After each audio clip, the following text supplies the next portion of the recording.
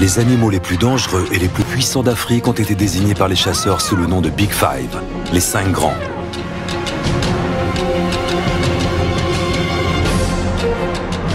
En Amérique du Sud, 5 espèces sont emblématiques de la faune sauvage.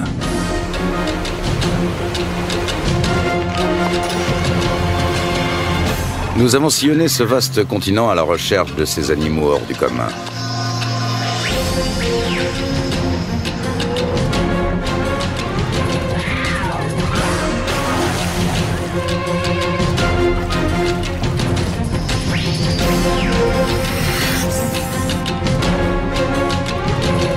Des guides expérimentés nous ont amenés jusqu'à eux pour mieux vous les faire découvrir.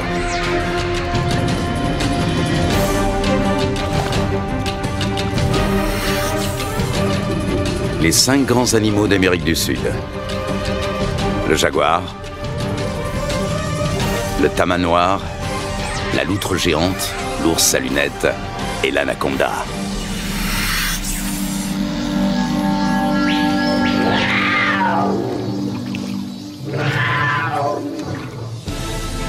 À l'époque où les safaris étaient synonymes de chasse pour quelques privilégiés, il fallait plusieurs semaines pour allier l'Amérique du Sud depuis l'Europe.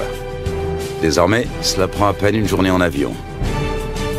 Notre voyage nous emmène dans le nord du continent, vers un animal aux dimensions colossales et à la force herculéenne. La Guyane est connue pour ses eaux abondantes. C'est dans les rivières que vit l'imposante anaconda.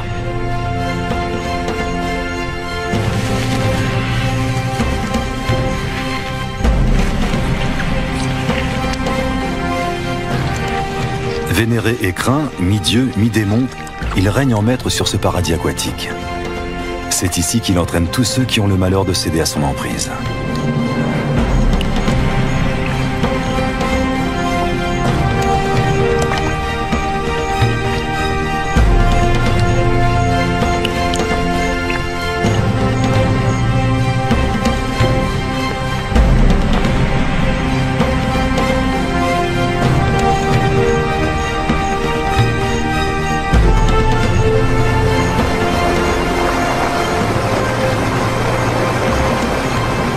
L'eau est l'élément essentiel de son habitat.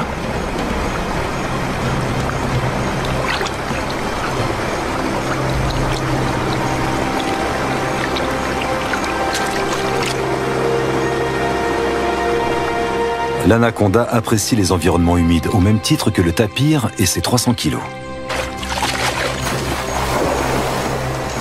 Et le caïman noir qui mesure jusqu'à 7 mètres de long.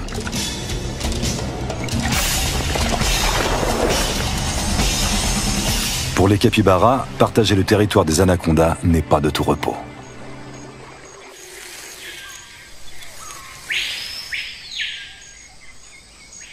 Lutz Dierksen est biologiste. Il est fasciné par les serpents constricteurs. Même s'ils ne sont pas venimeux, cela ne les empêche pas de mordre. Le boa arc-en-ciel, lui, vit dans la forêt, au milieu des feuilles et des broussailles.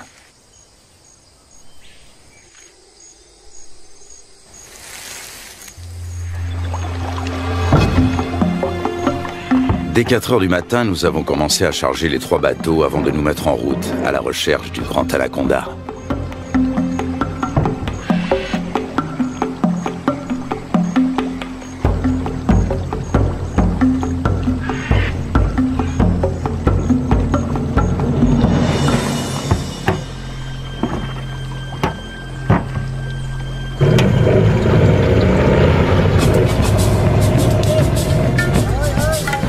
Notre équipe se compose de Lutz Dierksen, de 9 accompagnateurs et de 3 caméramens.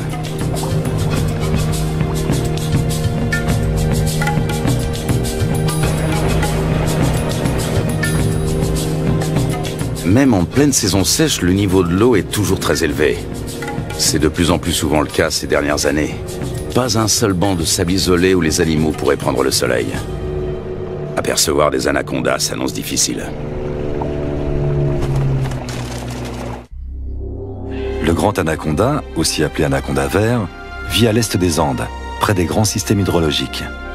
On connaît bien la vie de ces serpents dans les zones marécageuses du Venezuela, les llanos.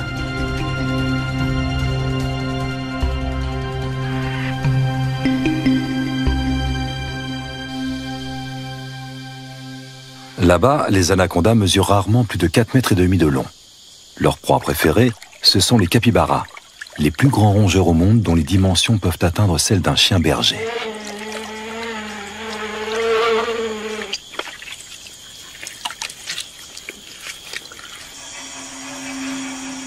Pendant la saison sèche, la savane se transforme.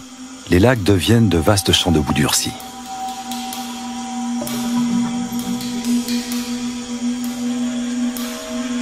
Difficile pour un anaconda de plus de 4 mètres de trouver un point d'humidité qui lui permettra de supporter la chaleur.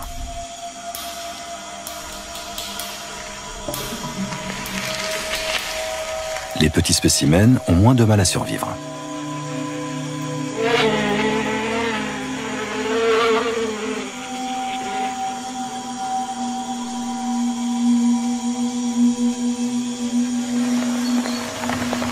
Début avril, la saison sèche touche à sa fin et les premières gouttes d'eau se transforment vite en pluie torrentielle. En à peine quelques jours, les étendues asséchées se gorgent d'eau.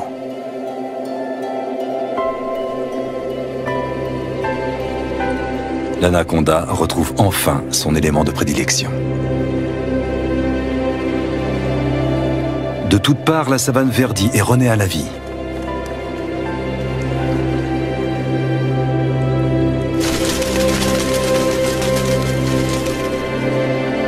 Les anacondas qui vivent au bord du fleuve sont différents de leurs congénères de la savane. Ils peuvent mesurer jusqu'à 9 mètres de long. Contrairement à leurs congénères vénézuéliens, on sait très peu de choses sur leur mode de vie.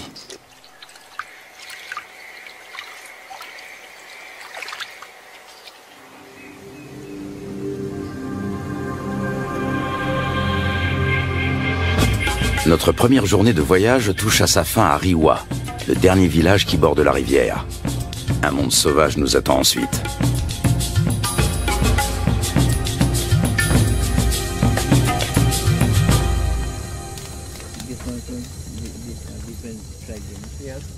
À la lueur du feu de camp, un vieux chasseur nous raconte la légende du matapi.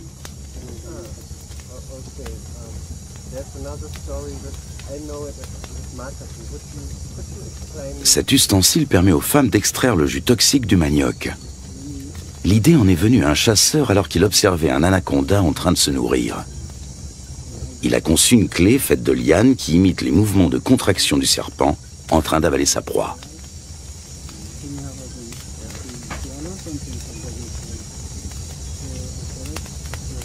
Fascinant. Tout autant que le ciel qui brille de 1000 étoiles au-dessus de nos têtes.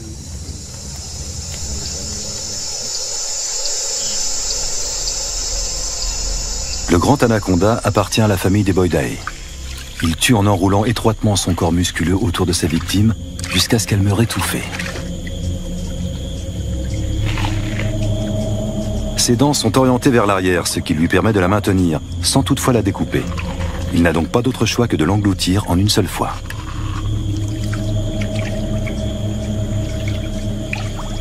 Sa mâchoire et son corps sont capables d'une extraordinaire dilatation. Comme il ne peut déglutir, il détend puis contracte ses muscles. Grâce au mouvement ondulatoire de ses anneaux, il fait progresser sa proie toujours plus profondément dans son œsophage.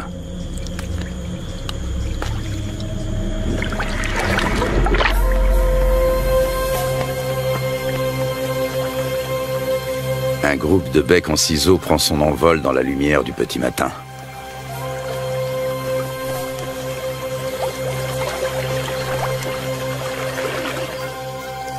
Les bateaux sont chargés. Un rapide petit déjeuner, puis il faut repartir.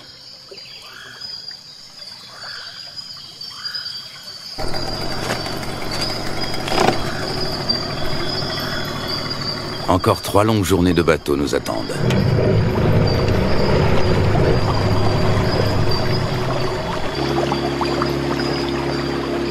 Notre objectif, un territoire inexploré situé en amont de la rivière.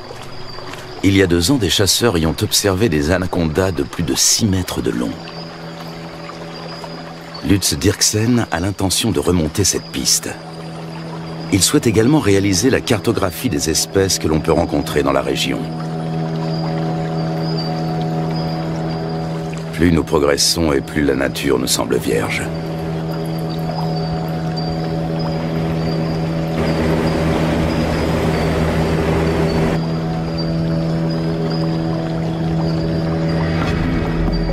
Avec un tel niveau d'eau, les caïmans noirs ont bien du mal à trouver un endroit où se prélasser. Les plus gros spécimens, eux, ont trouvé leur place au soleil.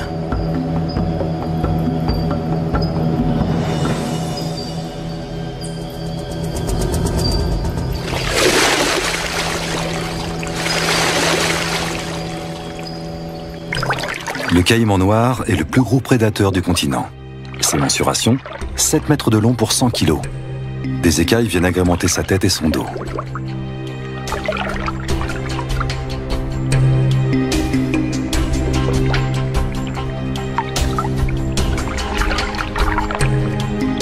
La peau cuirassée de son ventre et de sa gorge est particulièrement épaisse et dure. Sa mâchoire supérieure est typique de son espèce. Toute dent qui tombe repousse invariablement. Les petits points qui ornent son museau sont autant de récepteurs ultrasensibles qui lui permettent de localiser ses proies. Au fil de l'évolution, les crocodiliens, dont font partie les caïmans, ont su imposer leur domination. Après plusieurs heures de trajet, une pause est la bienvenue. C'est Lutz Dirksen qui tient le journal de l'expédition. Ses observations précises sur les espèces rencontrées lui seront plus tard d'une grande utilité. Notre campement sur la rive a éveillé l'intérêt des caïmans. Prudemment, mais non sans une certaine curiosité, ils viennent y voir de plus près.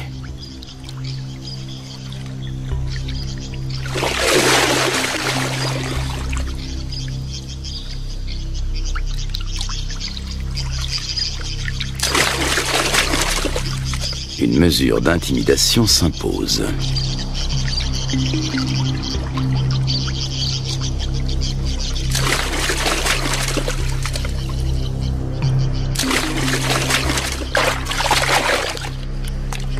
Dans l'eau, le caméraman se fait tout petit.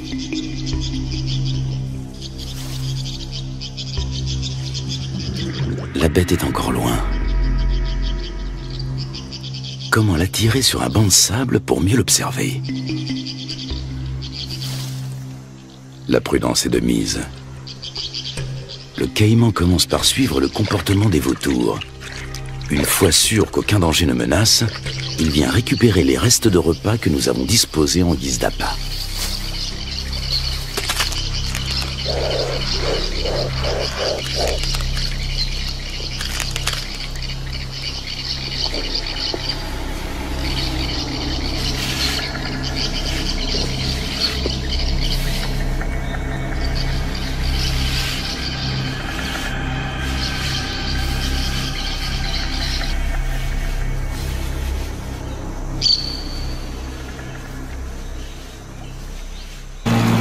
Le voyage reprend à bord de nos 3 bateaux. Dans ce virage, la rivière a creusé une profonde entaille dans la berge et coule désormais tout droit.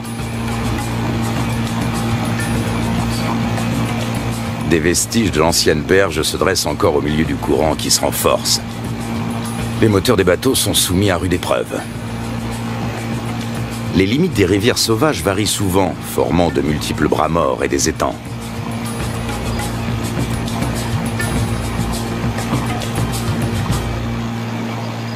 L'après-midi suivant, nous croisons une famille d'otaries géantes.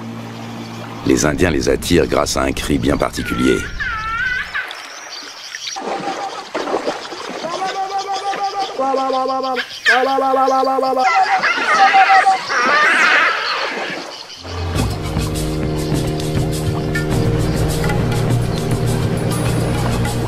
Nous touchons enfin au but. Il ne peut s'agir que de l'endroit dont les chasseurs ont parlé. C'est ici que nous allons nous établir pour partir à la recherche des grands anacondas. Nous remontons notre équipement aussi loin que possible de la rivière. Par temps de pluie, les eaux peuvent monter très vite.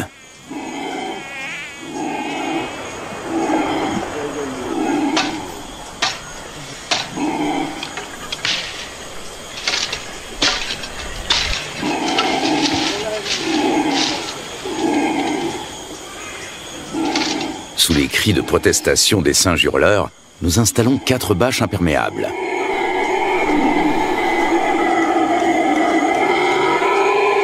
Une bâche pour la cuisine.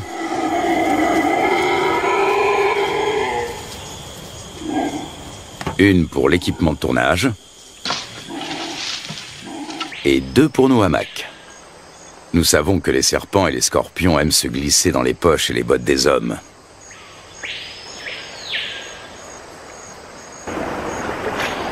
Du poisson frais vient compléter nos rations de riz, de pâtes et de haricots.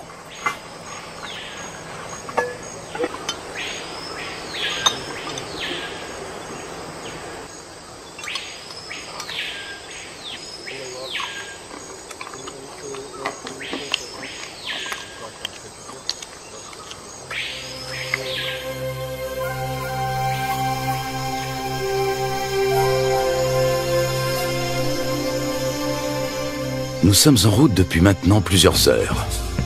En raison des fortes précipitations, les eaux sont encore très hautes, au point que les branches gênent notre progression. Les animaux n'ont pas besoin de venir à la rivière pour trouver de l'eau.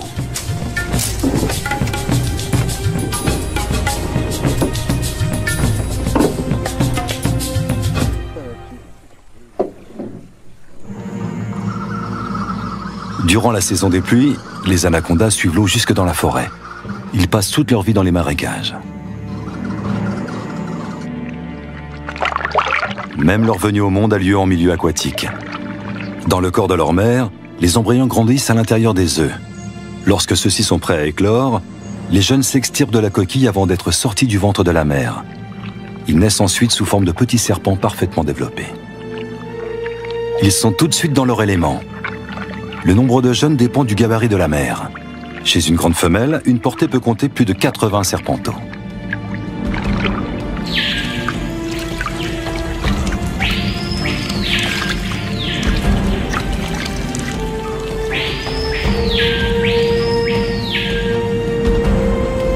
Selon les légendes indiennes, les petits dévoreraient leur mère.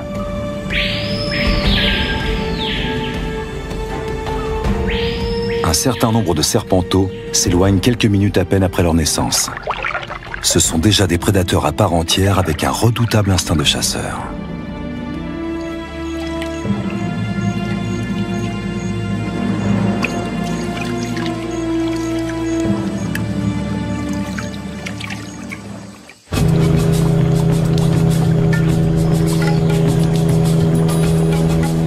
Pour son bain de soleil, cette iguane a choisi une souche d'arbre.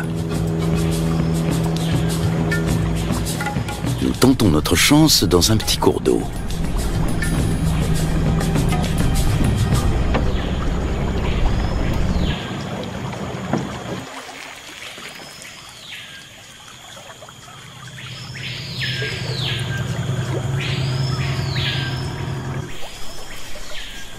Aux aguets, notre capitaine a repéré un mouvement et attrapé le responsable.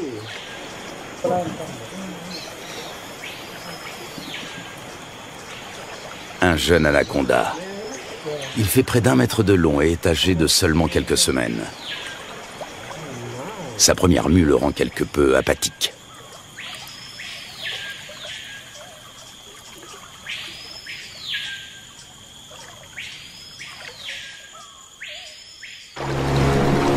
De retour à bord du bateau, le soleil se fait brûlant. La saison sèche semble enfin arriver. Il faudra toutefois attendre plusieurs jours pour que le niveau des eaux baisse.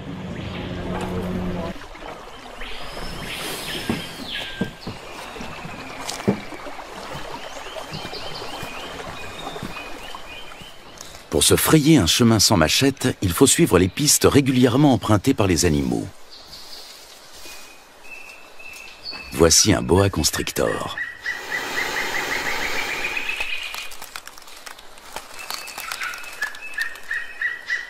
Nous sommes trop grands pour lui servir de proie, mais cela ne l'empêche pas d'essayer de nous intimider.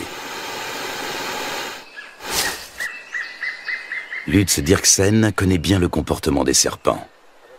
D'une main experte, il attrape doucement mais fermement l'animal derrière la tête. Le boa constrictor est un cousin terrestre de l'anaconda. Celui-ci mesure près de 3 mètres. Il s'agit clairement d'une femelle.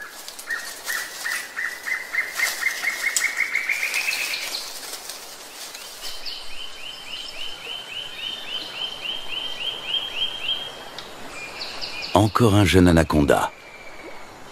Lorsqu'ils sont âgés d'à peine quelques jours, ils se montrent particulièrement agressifs.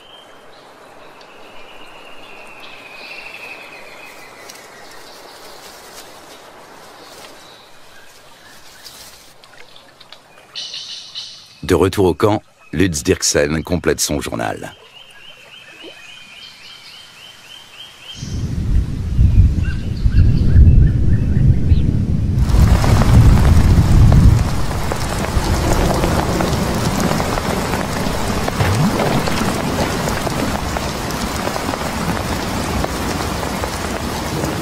Ces 4 dernières années, la Guyane n'a pas connu de saison sèche normale. Le manioc a même pourri sur pied. À l'origine de cela, les phénomènes météorologiques tels que la Niña et le réchauffement climatique.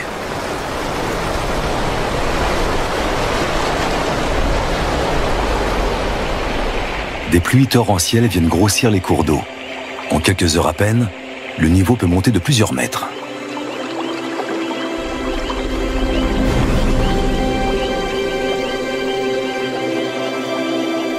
Les forêts qui bordent les rivières ont l'habitude de ces caprices saisonniers.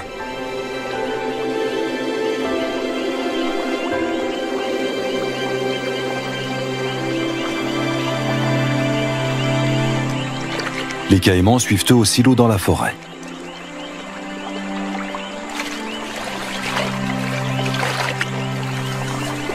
Même le tapir trouve de la nourriture sous l'eau. En plus des fruits et des feuilles, il est friand de plantes aquatiques. Il faut dire que dans l'ombre des sous-bois, ce gros ongulé peine à trouver de quoi se nourrir correctement.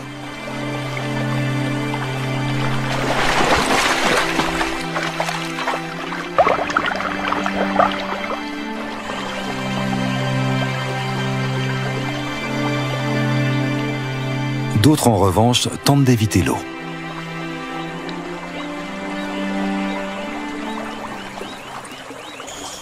Au beau milieu de la nuit, le niveau d'eau a encore subitement monté de plus de 3 mètres.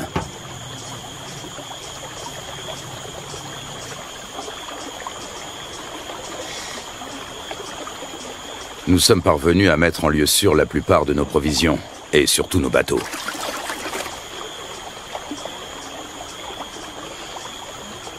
Il faut dresser maintenant le bilan des dommages.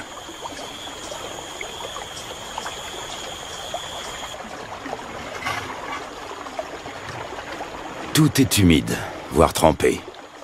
Même notre matériel de tournage doit être séché.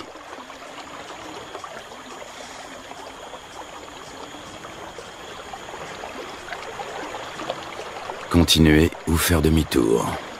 Telle est la question. Si nous voulons rester, il nous faut un campement en amont des cascades. À condition de venir à bout de celle-ci.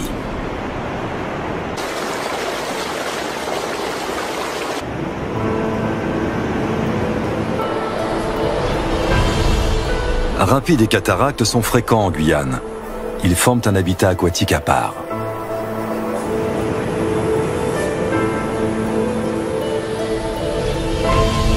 Les vautours s'attribuent les victimes de noyades.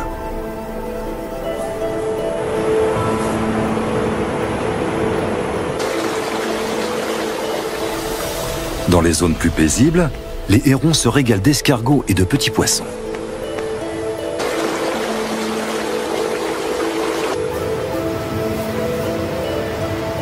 Les loutres géantes, elles, aiment chasser dans les remous poissonneux.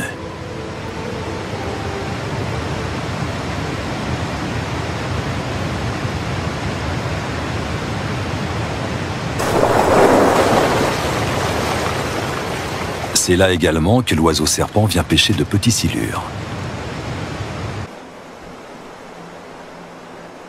Nous sommes sur le territoire du jacara, la seule espèce de caïman qui évolue dans ces eaux torrentielles. Il est nettement plus petit que le caïman noir.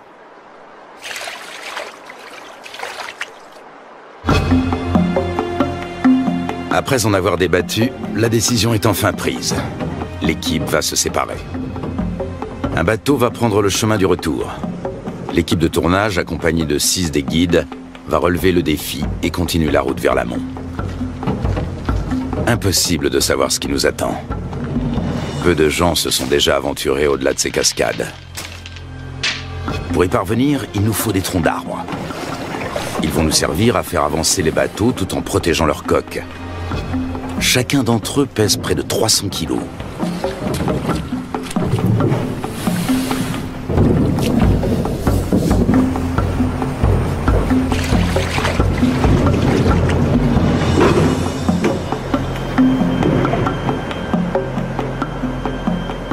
Lutz Dirksen repère un cousin de l'anaconda. Il s'agit d'un Corallus hortulanus qui vit dans les arbres.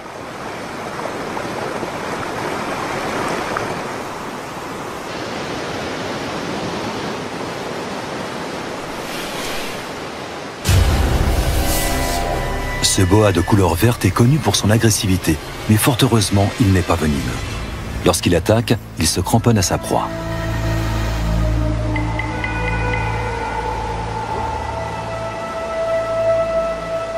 Au niveau de sa lèvre supérieure, on distingue ses fossettes sensorielles. Il s'agit de détecteurs de chaleur qui l'aident à repérer ses victimes, même de nuit.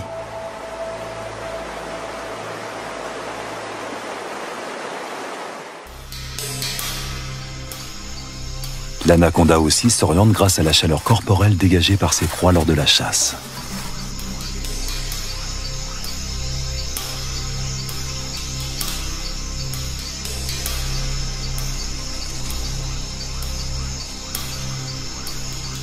Peut-être distingue-t-il le paca comme à travers une caméra infrarouge.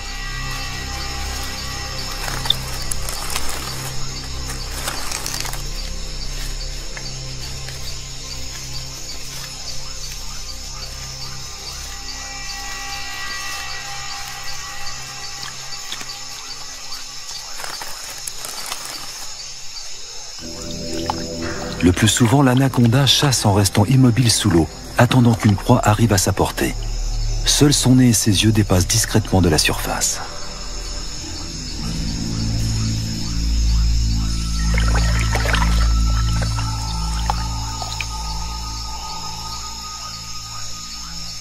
Avec sa langue fourchue, il détecte la moindre odeur.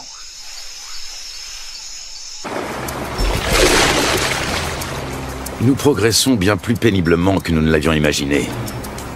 À la cascade succèdent des rapides, puis une nouvelle cataracte, puis encore des rapides. Impossible de naviguer, il y a trop de rochers sous l'eau. Le doute commence à s'installer.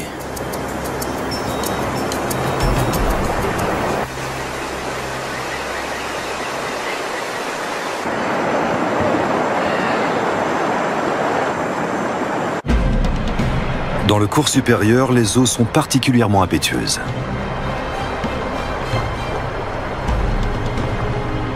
Jalonnés d'îlots et de rochers, de nombreux rapides se frayent un chemin à travers la contrée sauvage. Souvent, ils sont impraticables sur plusieurs kilomètres.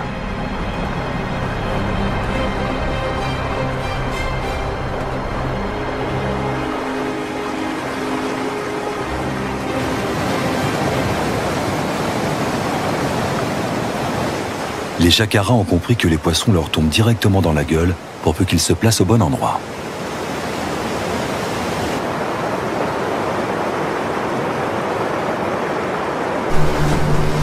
Au bout d'à peine quelques centaines de mètres, une nouvelle cataracte nous ferme le passage. Une fois de plus, impossible de passer.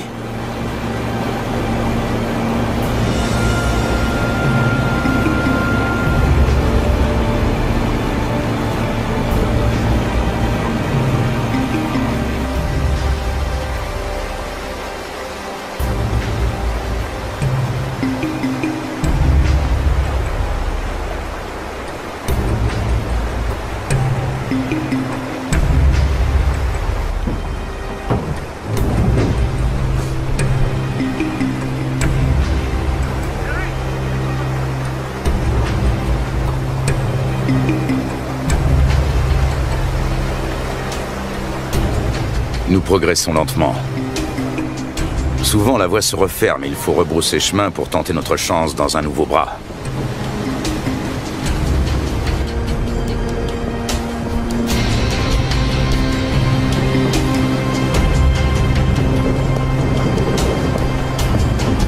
Il nous aura fallu une journée entière pour parcourir 500 mètres.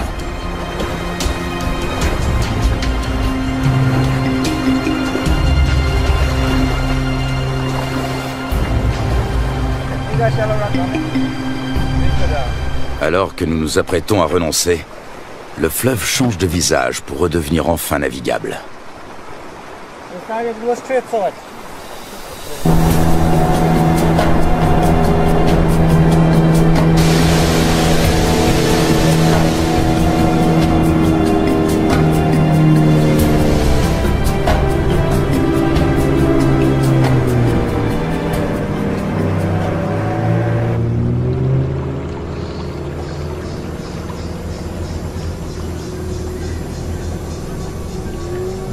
Devant nous, la rivière se dédouble. Un monde intact nous attend.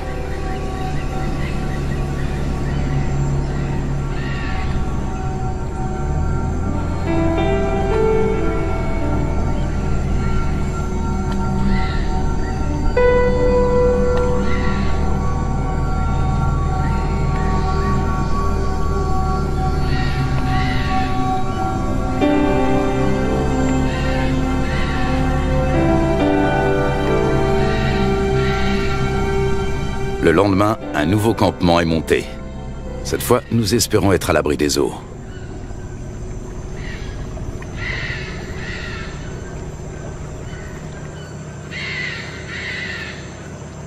Non loin de notre campement, nous tombons sur un groupe de capybaras. L'un d'entre eux arbore sur le flanc une tache rougeâtre qui ressemble fort à une morsure fraîche.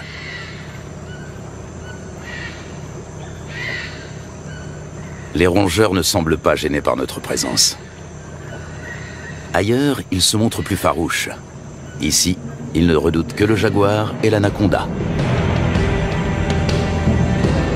Et puis, au milieu d'un enchevêtrement de branches, il est là, immobile. Il a pourtant perçu notre présence depuis un bon moment.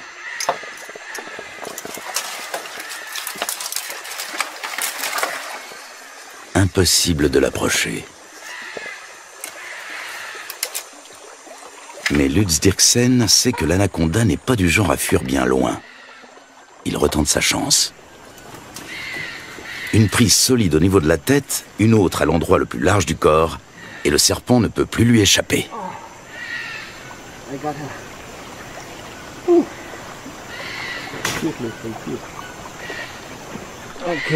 On va le mesurer. Lutz Dirksen fait de la recherche fondamentale.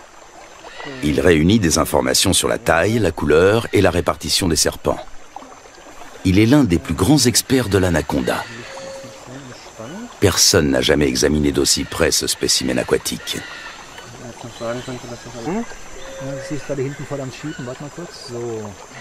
La taille de la tête permet de déterminer l'âge. Plus la tête est importante comparée au corps, et plus le serpent est vieux. À présent, Lutz va déterminer son sexe.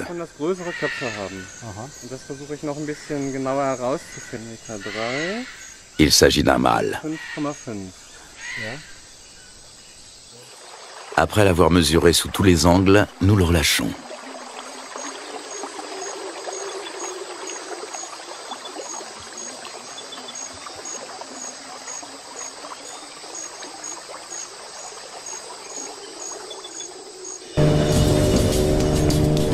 Les jours suivants, notre quête d'un spécimen de grande taille se poursuit.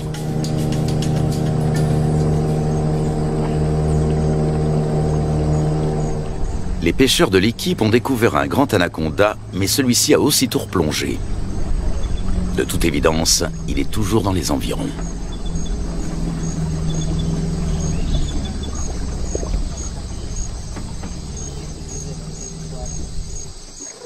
Nous décidons de passer le coin au peigne fin.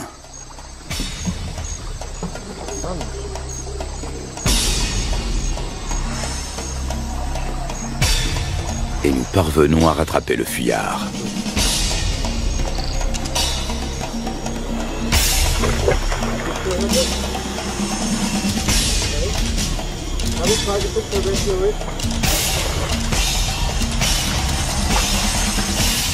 Ce serpent va à son tour être mesuré.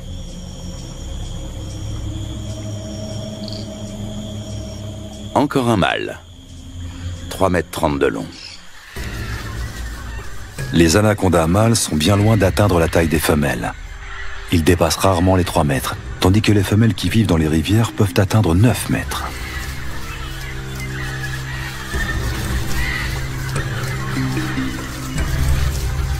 Les mâles trouvent les femelles prêtes à l'accouplement en suivant les phéromones qu'elles émettent.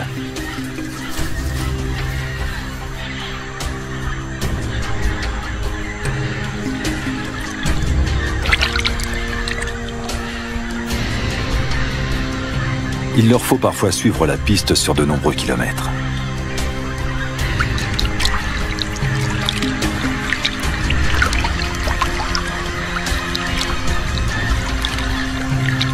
Il arrive que plus d'une douzaine de mâles s'enroulent autour d'une même femelle. En ondulant, ils tentent de repousser les assauts de leurs rivaux.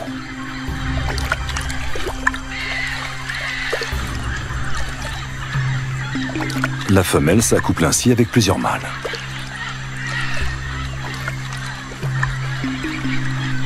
Dans les mythes indiens, l'anaconda à plusieurs têtes est une divinité récurrente. Cet enchevêtrement amoureux en est peut-être l'origine.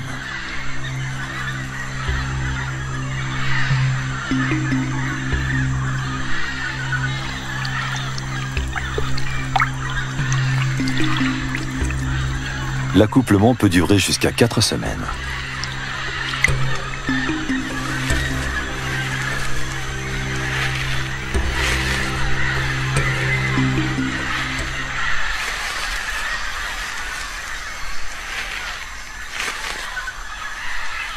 Les mâles repartent ensuite, chacun de leur côté.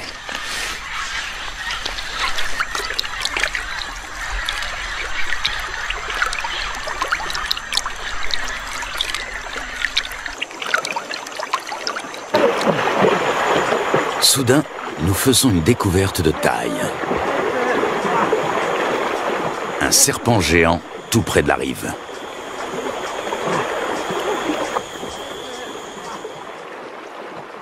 Même à 4, nous avons du mal à le maîtriser. Son corps n'est qu'un unique et gigantesque muscle d'acier flexible.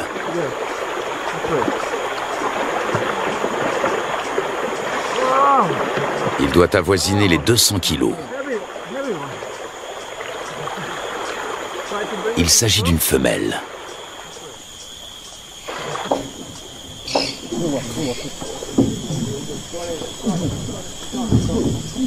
Sur la berge, nous pouvons la mesurer en toute tranquillité.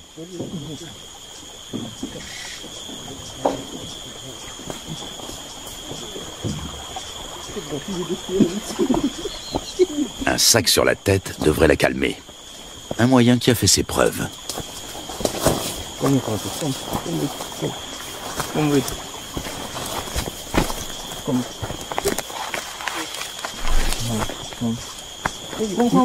Nous parvenons à la ramener à terre sans trop de résistance.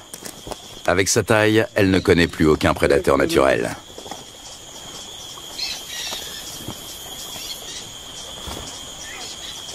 Certes, elle n'est pas venimeuse, mais elle sait se défendre.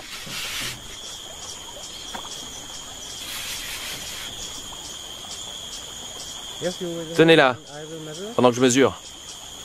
Une telle géante peut infliger de graves blessures. Une fois refermées sur leur proie, ces mâchoires ne se rouvrent pas facilement. Solides, acérées et orientées vers l'arrière, ses dents sont de véritables crochets.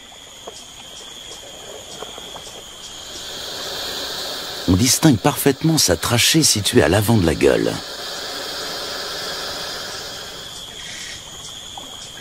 Elle lui permet de respirer pendant qu'elle avale lentement ses victimes.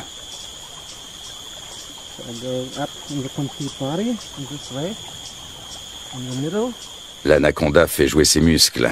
Difficile de prendre ses mesures.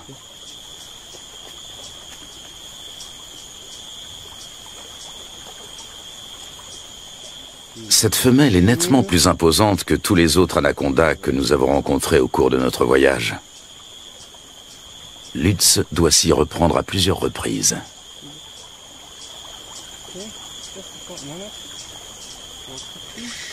« 4,50 m.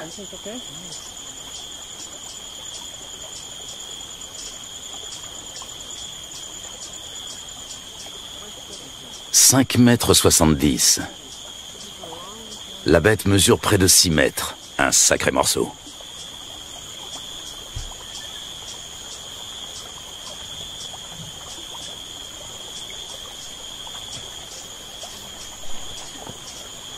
Lutz mesure la circonférence de son corps à l'endroit le plus fort.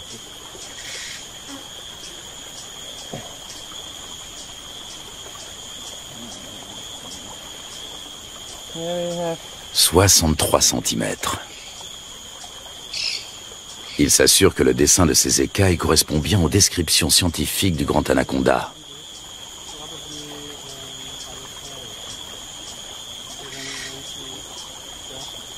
Ces plaies proviennent d'un marsupial.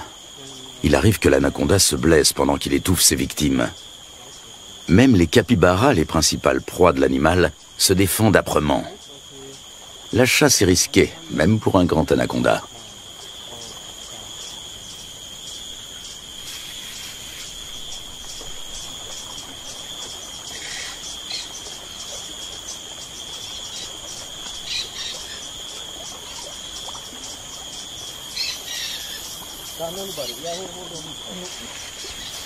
Il faut maintenant relâcher la tête de l'animal, la manœuvre la plus délicate. Lorsque le serpent retrouve sa vision, il vaut mieux être déjà loin.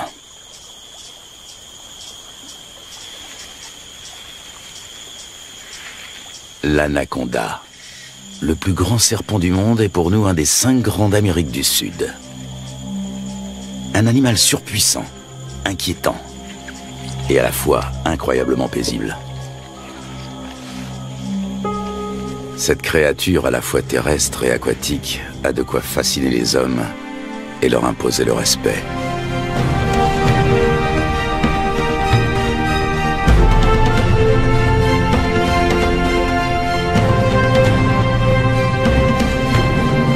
Et demain, une autre rencontre pleine de magie nous attend avec le jaguar, roi de la jungle amazonienne et dieu pour bien des tribus encore. Mais pour l'heure, il y a l'actualité vue par Arte Journal.